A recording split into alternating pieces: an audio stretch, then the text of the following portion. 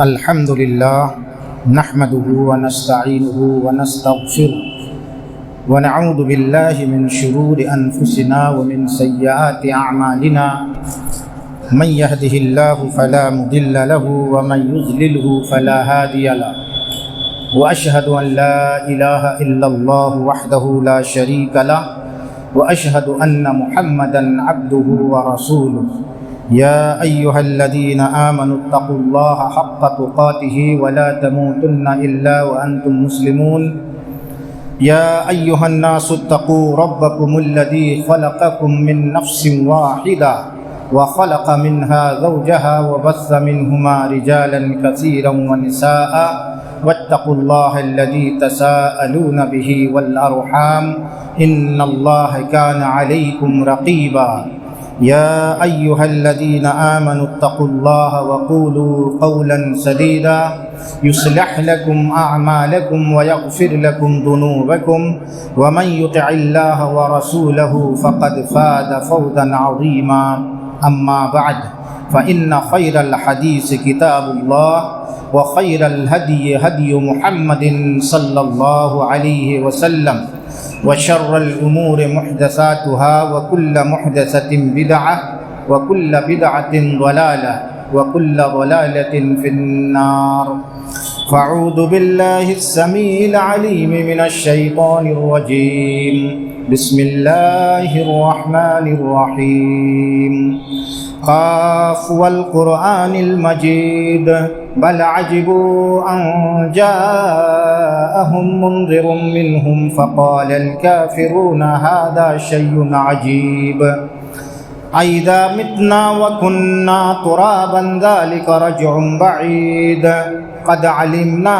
ما تنقص الأرض منهم وإننا كتاب حفيظ بل كذبوا بالحق لما جاءهم فهم في أمر مريج أفلم ينظروا إلى السماء فوقهم كيف بنيناها وزيناها وما لها من فروج والأرض مددناها وألقينا فيها رواسي وأنبتنا فيها من كل زوج بهيج تبصرة وذكرى لكل عبد منيب ونزلنا من السماء ماء مباركا فأنبتنا به جنات وحب الحصيد والنخل باسقات لها طلع نضيد رزقا للعباد وأحيينا به بلدة ميتا كذلك الخروج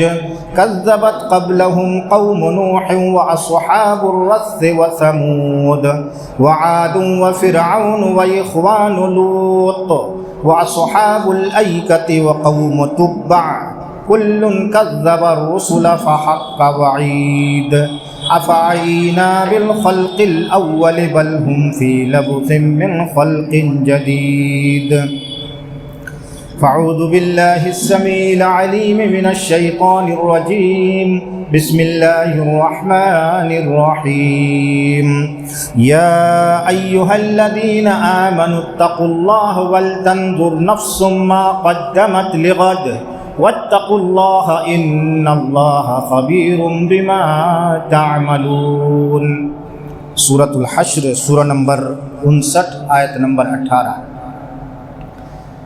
وعن عبد الله بن مسعود رضي الله تعالى عنه قال إن المؤمن يرى ذنوبه كأنه قائد تحت جبل يخاف أن يقع عليه وإن الفاجر يرى ذنوبه كذباب مر على أنفه فقال به هكذا رواه البخاری حدیث نمبر 6308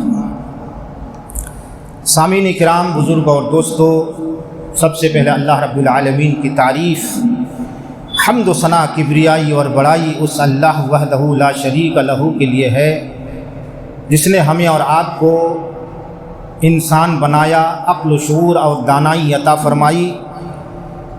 علم نجعل لہ عینین ولسانا وشفتین، اللہ رب العالمین نے ہمیں عقل و شعور، زبان جیسی انمول نعمت سے مالا مال کیا، غرضی کہ اللہ رب العالمین نے ہمیں ہر وہ نعمتوں سے مالا مال کیا جس کا ہم نے سوال کیا اور جن نعمتوں کا ہم نے اللہ سے سوال بھی نہیں کیا لیکن پھر ان نعمتیں بھی اللہ تعالیٰ نے ہمیں دے دی۔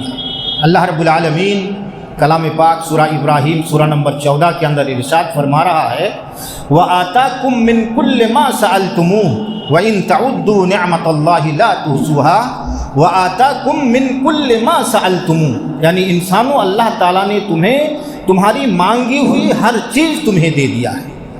اب دیا کتنی چیزیں ہیں؟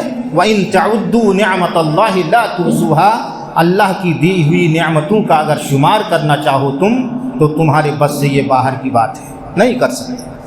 اللہ رب العالمین کی ان گنت تعریف اور توصیف کے بعد ان گنت رحمت نازل ہو ہمارے اور آپ کے آخر رسول سید الانبیاء سید البشر جناب محمد الرسول اللہ صلی اللہ علیہ وسلم پر، جنہوں نے ہماری ہدایت کے لیے بڑی محنتیں کی ہیں، ہر طرح کی قربانیاں انہوں نے پیش کی ہیں، اور ہمیں جنت تک لے جانے کے لیے اور جہنم سے دور لے جانے کے لیے یا جہنم سے بچانے کے لیے جتنی جتن محنت کوشش کرنی چاہیے تھی پوری انہوں نے کوشش کی۔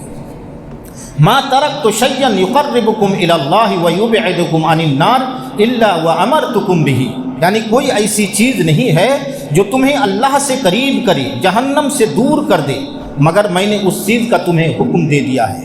وما ترکت شیئا یقربکم الی النار ویبعدکم عن اللہ الا ونہیتکم عنہ، اور کوئی ایسی چیز نہیں ہے جو تمہیں اللہ سے دور کرے اور جہنم سے قریب کر دے مگر میں نے تمہیں ان چیزوں سے روک دیا ہے، منع کر دیا ہے۔ اللہ رب العالمین کے نبی پر بہت سارے شانتی اور رحمت نازل ہو۔ اللہم صلی علی محمد وعلی آل محمد کما صلیت علی ابراہیم وعلی آل ابراہیم انکا حمید مجید۔ اللہم بارک علی محمد وعلی آل محمد کما بارکت علی ابراہیم وعلی آل ابراہیم انکا حمید مجید۔ بزرگوں اور دوستو، میں نے آپ حضرات کے سامنے خطبہ مسنونہ کے بعد کلام پاک سورۃ الحشر سے ایک آیت کریمہ اور جناب محمد الرسول اللہ صلی اللہ علیہ وسلم کی وہ زبان مبارک جس زبان نے کبھی جھوٹ بولا ہی نہیں، نہ بچپنا میں، نہ نوجوانی میں، نہ جوانی میں، نہ بڑھاپے میں، یعنی پیدائش سے لے کر مرنے تک، انتقال تک اس زبان نے کبھی جھوٹ بولا ہی نہیں۔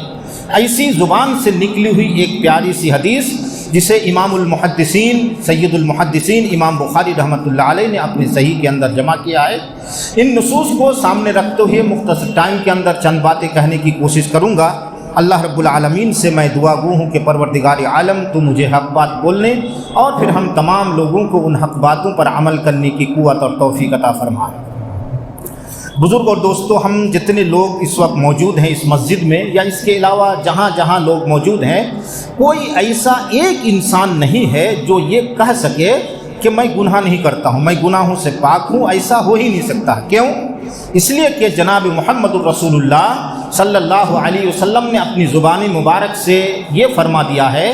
راوی حدیث حضرت انس رضی اللہ تعالی عنہ فرماتے ہیں کہ کل بنی آدم خطاء، کل بنی آدم خطاء، آدم کے ہر اولاد گنہگار ہیں۔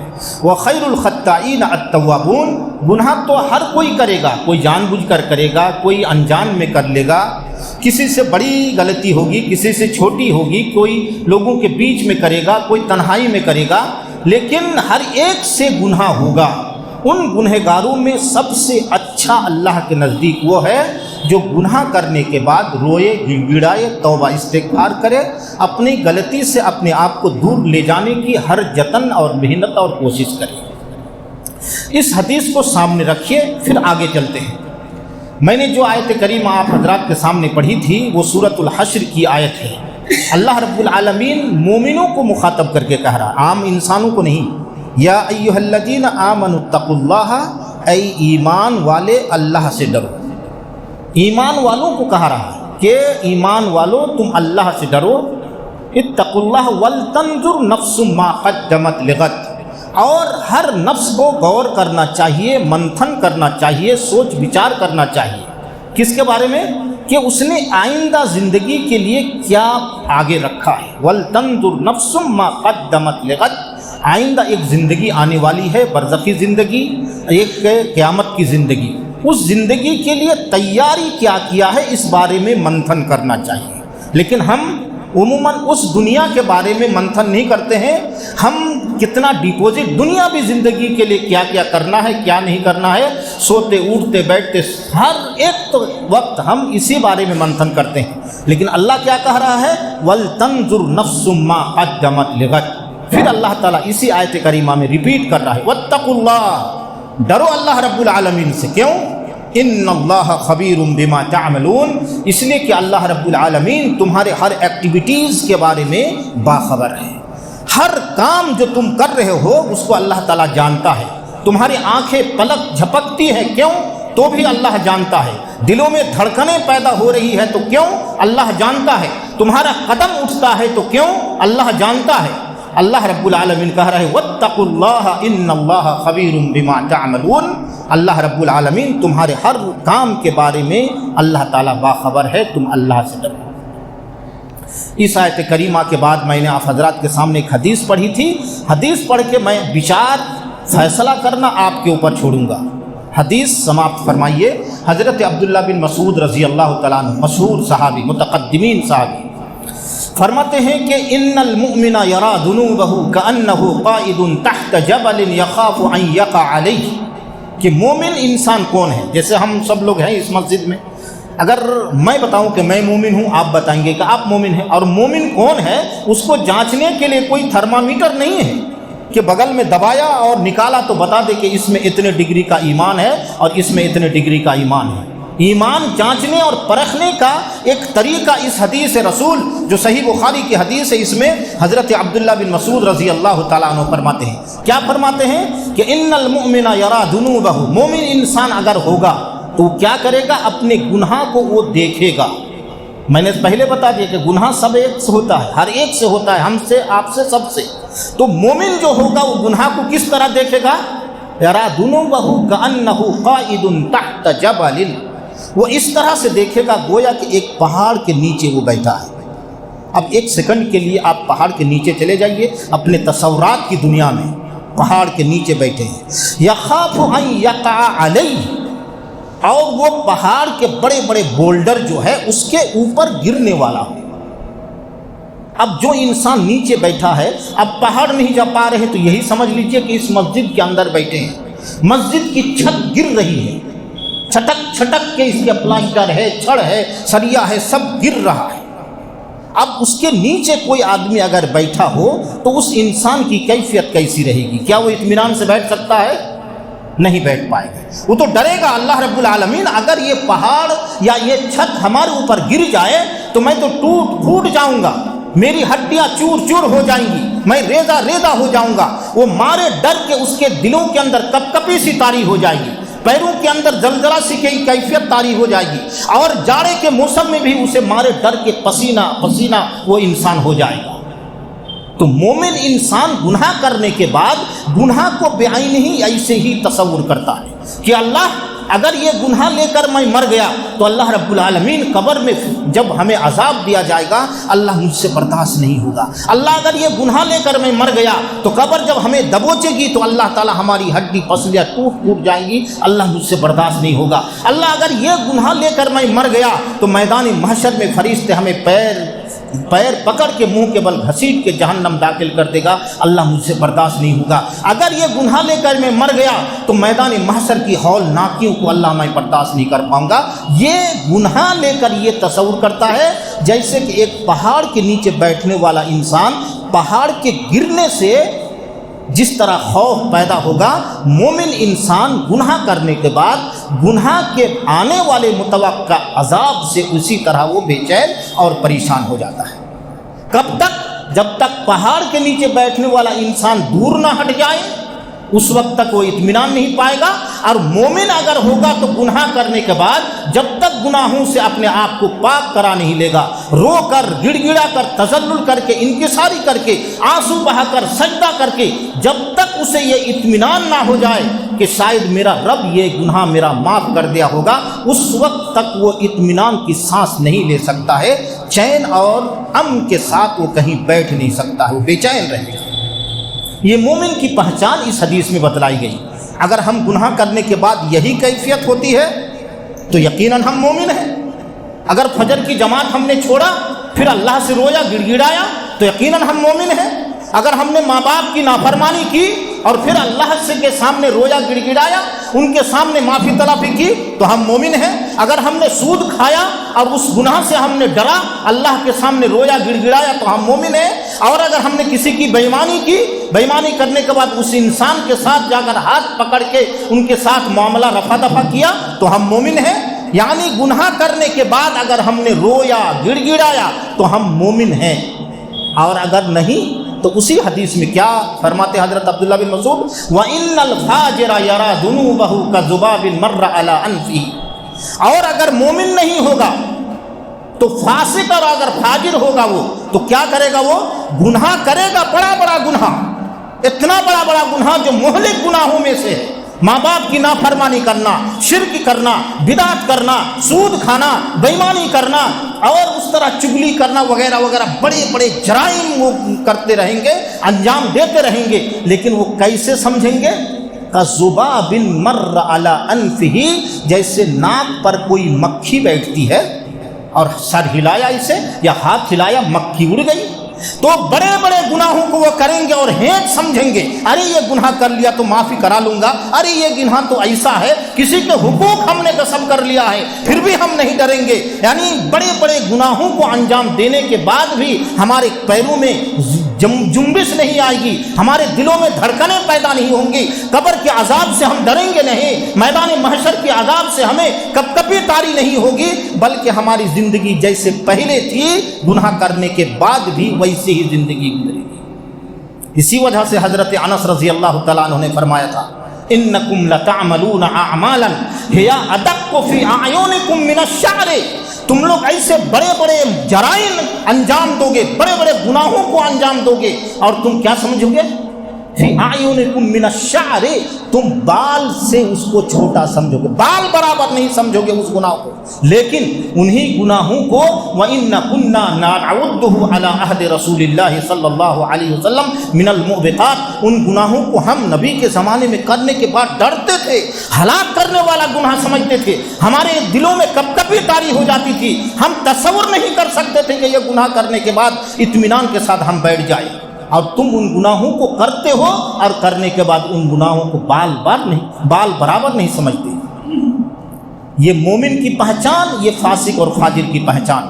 اب ہر آدمی اپنے بارے میں فیصلہ کر لے کہ گناہ کرنے کے بعد میں روتا ہوں، گڑ گڑاتا ہوں تو الحمدللہ میں مومن ہوں، اور اگر گناہ کرنے کے بعد گھٹائی ہے، رونا اور گڑ گڑانا نہیں ہے، تذلل اور انکساری نہیں ہے، تو پھر آپ کے مومن کہنے سے آپ مومن نہیں ہیں، بلکہ آپ فاسق اور فاجر ہیں، جیسے کہ صحیح بخاری کی حدیث اس کی وضاحت کر رہی ہے۔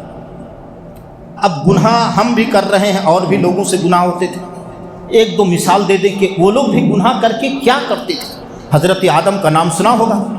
حضرت آدم کو اللہ تعالیٰ نے بنایا، پیار سے جنت میں رکھا، پھر ان کی بیوی کو بنایا انہی کے بدن کے حصے سے، اور دونوں سے کیا کہا؟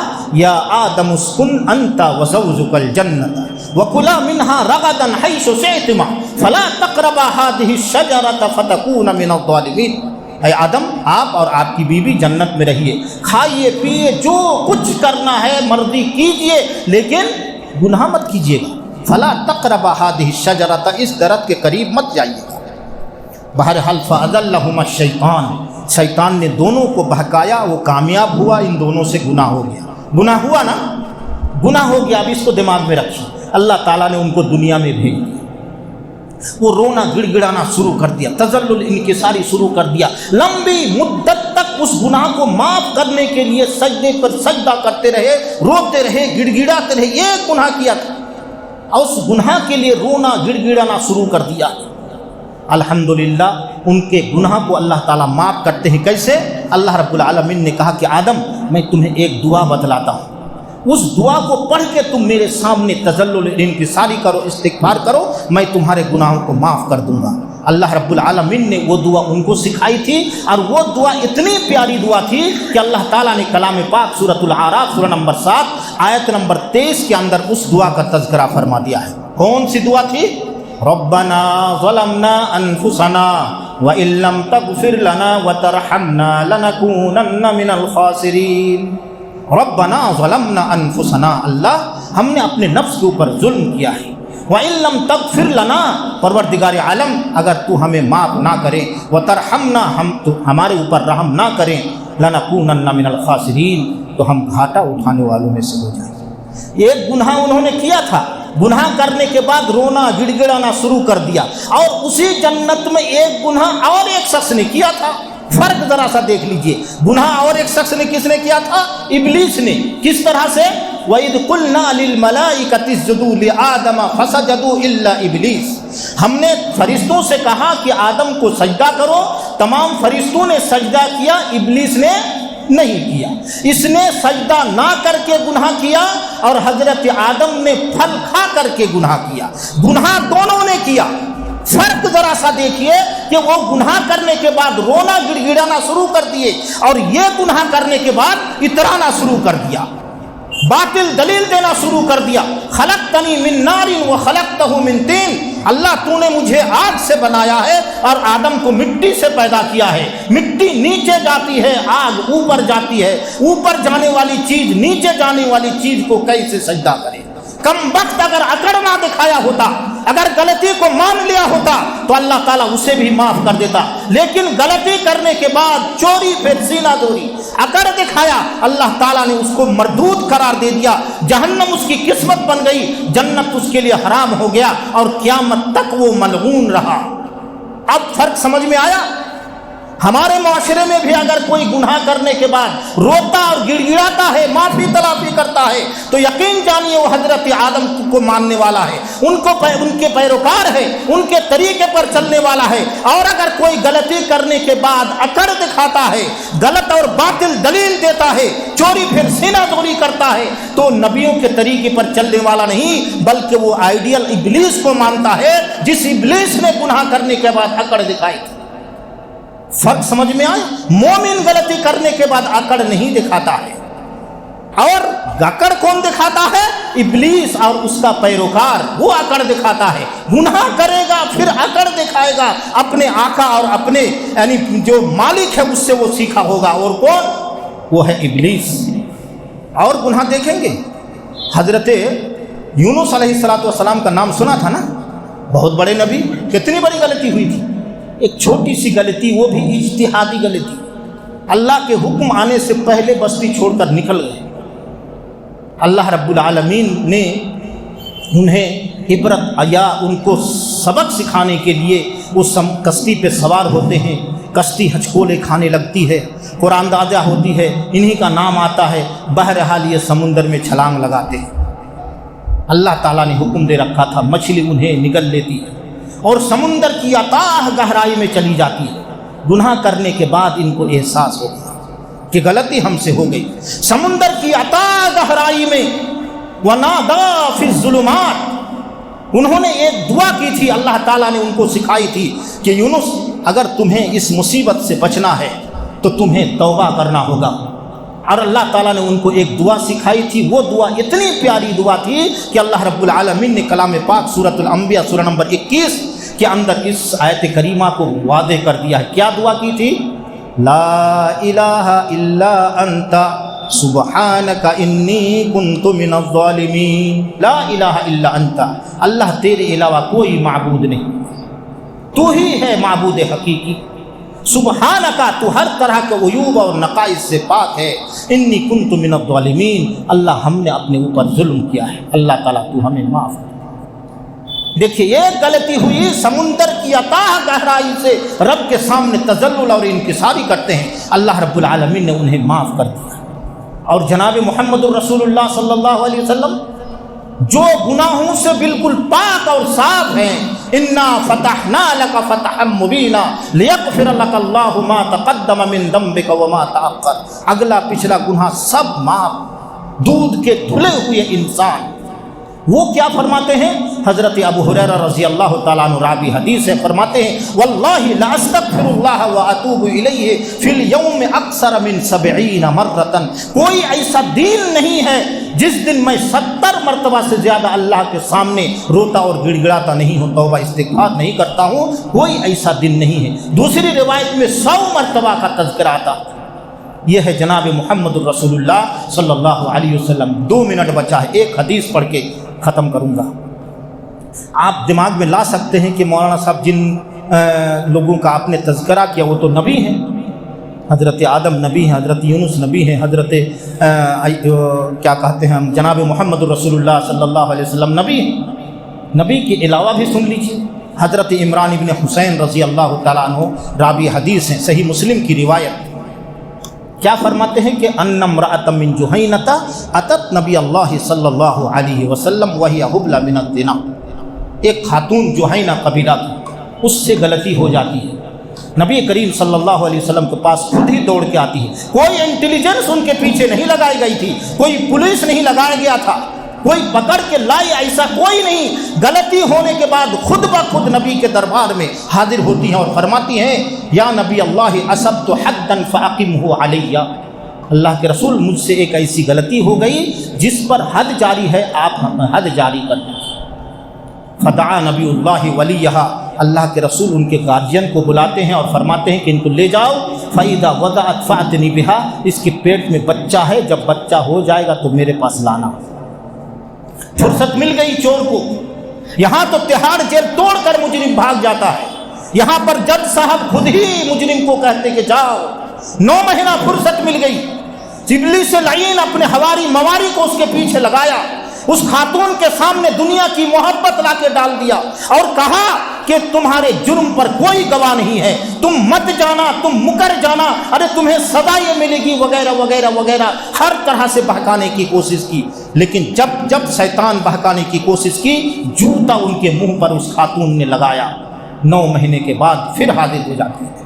وہ خاتون جانتی تھی کہ ہمیں سزا کون سی ملے گی، محمد الرسول اللہ صلی اللہ علیہ وسلم ہمیں کون سی سزا دیں گے وہ بھی جانتی تھی، اس کے باوجود دوڑ دوڑ کے آتی ہے، کون سی چیز انہیں لا رہی ہے، وہ جانتی ہے کہ دنیا میں اگر کسی طرح غلطی کر کے ہم ادھر ادھر 3-5 کر کے بچ گئے تو قبر میں مجھے کوئی نہیں بچا سکتا ہے، اگر یہاں پر میں بچ گئی تو میدان محشر میں کوئی مجھے بچا نہیں سکتا ہے۔ یہ ڈر اور خوف بار بار اسے دوڑ کر جناب محمد الرسول اللہ صلی اللہ علیہ وسلم کے دربار میں لانے پر مجبور کر رہی تھی۔ آتی ہے فَأَمَرَ فَشُقَّتْ عَلَيْهَا ثِيَابُهَا، اللہ کے رسول صلی اللہ علیہ وسلم حکم دیتے ہیں ان کے بدن میں اچھی طرح سے کپڑے کو لپیٹ دیا جاتا ہے۔ کیوں؟ جان سب کو محبت ہے میرے بھائی، جان بڑی پیاری چیز ہوتی ہے، اور ان کو سزا کون سی دیں گے؟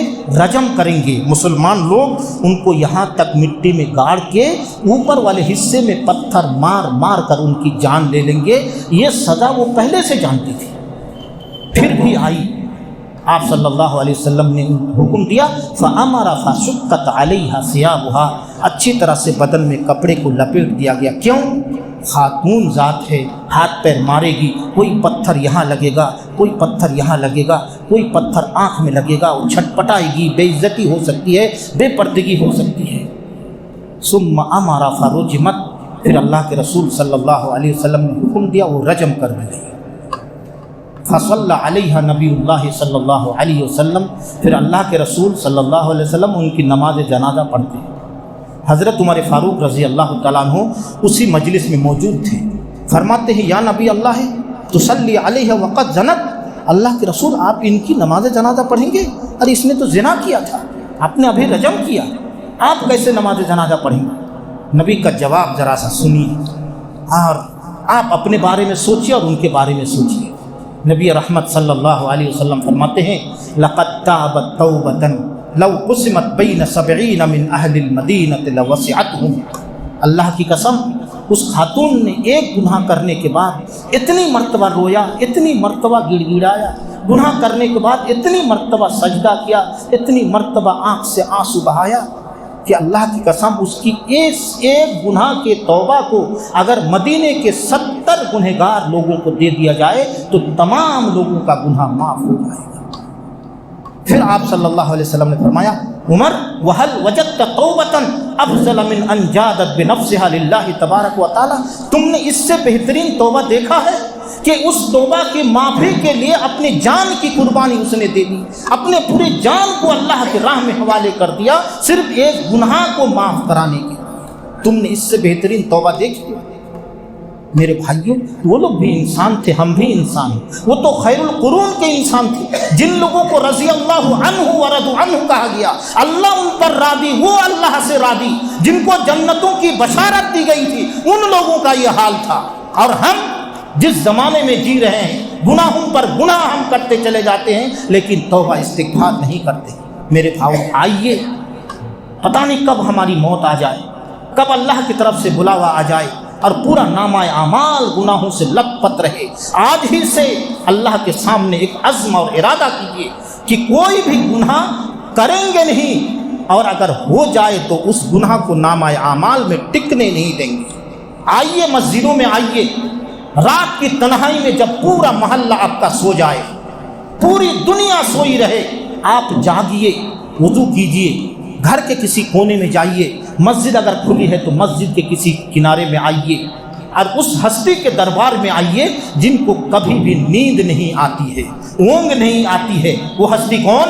اللہ لا الہ الا هو الحی القیوم لا تأخذہ سنۃ ولا نوم، لا تأخذہ سنۃ ولا نوم، سنۃ ولا نوم یعنی اونگ اور نیند نہیں آتی ہے ہمارے پروردگار کو۔ اس ہستی کے دربار میں آئیے اور سجدے میں گر کے اپنے گناہوں کو سامنے رکھیے اور کہیے کہ پروردگار عالم تو مجھے یہ گناہ میرا معاف کر دے، تو نہیں کرے گا تو کون کرے گا؟ اللہ یہ گناہ لے کر اگر میں مر گیا تو اللہ عذاب برداشت نہیں کر پاؤں گا۔ اور یقین جانیے اگر آپ روتے روتے آنکھ سے آنسو نکال دیا تو نبی رحمت صلی اللہ علیہ وسلم فرماتے ہیں لا تمسہم النار عینان، دو قسم کی آنکھیں ہیں جسے جہنم کی آگ چھو نہیں سکتی، ان میں سے ایک آنکھ عین بکت من خشیت اللہ، وہ آنکھ جس نے اللہ کے ڈر سے رو دیا، وہ آنکھ جس نے اللہ کے ڈر سے آنکھ سے آنسو نکال دیا، اس آنکھ کو جہنم کی آگ چھو نہیں سکتی۔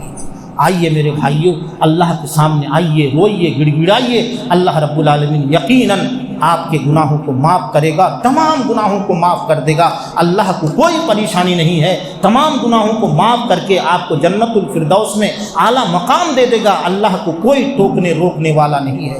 اللہ رب العالمین سے دعا ہے کہ پروردگار عالم تو ہمیں نیک اعمال کرنے کی قوت اور توفیق عطا فرما۔ اللہ رب العالمین ہم سے اگر گناہ ہو جائے اللہ تعالیٰ اسے معاف فرما دے، ہمیں توبہ کرنے والا سچا پکا مومن بندہ بنا دے۔ اللہ رب العالمین ہمارے کاروبار میں برکت عطا فرما۔ اللہ تعالی ہمیں حلال روزی کھانے اور کمانے کی قوت اور توفیق عطا فرما۔ اللہ رب العالمین ہم میں سے جو بیمار ہیں اسے شفائی کامل اور عاجل عطا فرما۔ جو دنیا سے چلے گئے ہیں پروردگار عالم ان کی برزخی زندگی کو آرام دے فرما۔ اقول قولی ھذا واستغفر اللہ لی ولکم ولسائر المسلمین فاستغفروہ انہ ھو الغفور الرحیم۔